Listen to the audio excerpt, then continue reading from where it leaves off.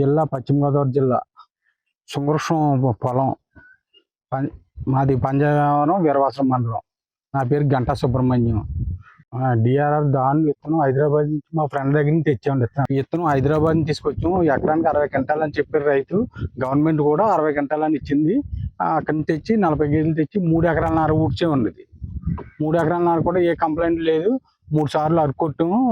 ఎకరానికి 6 బస్తాల కడికి మందు వేసామండి.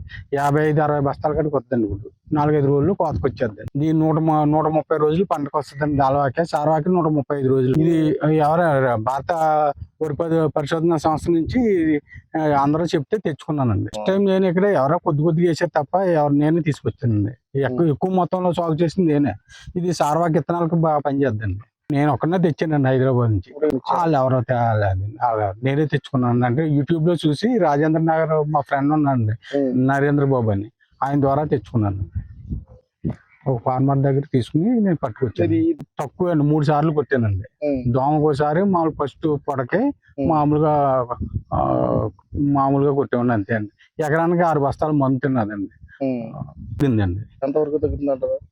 ఎకరానికి ఒక 4-5 వేలు తగ్గుతుందండి. ఎందుకంటే మిగతా విత్తనాలు అయితే ఎక్కువ మంది తింటది, ఇంకా ఎక్కువ పురుగు మందులు కొట్టవలసి వస్తుందండి.